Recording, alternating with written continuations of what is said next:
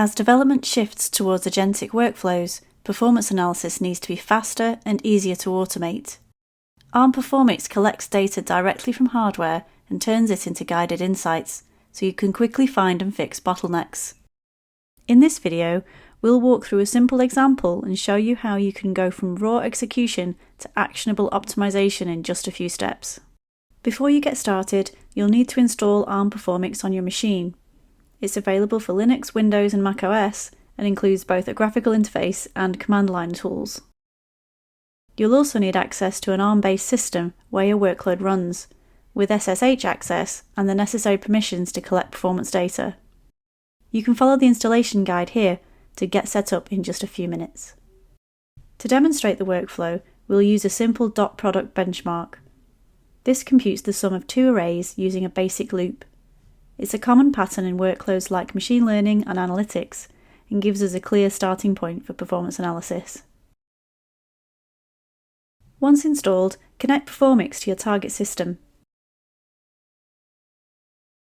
Enter the IP address of the target machine and give it a name.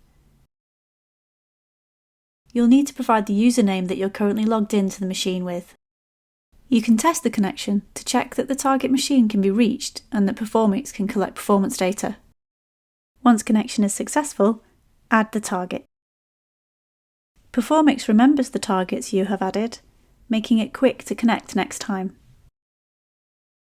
The first step in any performance investigation is to understand where your application spends time. In Performix, we do this using the code hotspots recipe. Select your target, provide the path to the workload and any execution parameters, then run the recipe. Performix launches the application and collects performance samples while it executes. When the run completes, Performix opens the results automatically. The flame graph gives you an immediate visual overview of CPU activity. Each block represents a function, and wider blocks indicate more time spent in that code path. In this case, a single function dominates, the dot product loop. You can confirm this in the functions view and use the call stack to understand how that function is reached. At this stage, the goal is to identify the most important areas to investigate. Next, we need to understand why this function is slow. For that, we run the CPU microarchitecture recipe.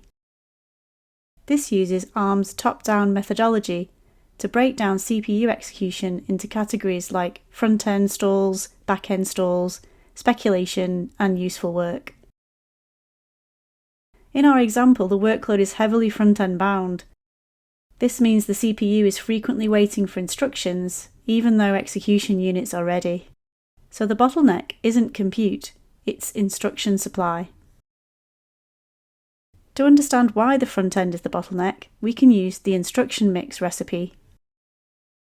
This shows the type of instructions being executed. In this case, the workload is dominated by scalar operations with no SIMD usage.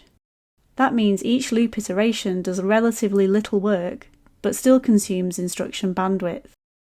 This creates sustained pressure on the front end and limits performance. Now that we understand the problem, we can fix it. By rewriting the loop using Neon SIMD instructions, we process multiple elements per iteration. This reduces the number of instructions required and improves efficiency. After rebuilding the application, we run the same recipes again to validate the improvement. Starting with code hotspots, the flame graph still shows the same dominant function, but the sample count has reduced significantly. This means the function is still doing the work, but it's consuming significantly fewer CPU cycles. That's our first confirmation that performance has improved. Next, looking at instruction mix, we can see a clear shift in how the CPU is being used. The optimized version introduces advanced SIMD operations, while the proportion of scalar operations drops. In other words, we're now doing more work per instruction, which directly reduces pressure on the front end. Finally, the CPU microarchitecture view shows the full impact of the change. Front-end stalls drop significantly, and the distribution shifts towards back-end activity and useful work. This tells us the original bottleneck has been removed, and the CPU is now executing more efficiently. You'll also notice that the chart now shows a back-end bottleneck. That's expected. Once one limitation is removed, the next becomes visible. From here, the next step would be to investigate and optimize that, continuing the cycle of measuring, validating, and improving performance. Download Arm Performix for free from the Arm developer website.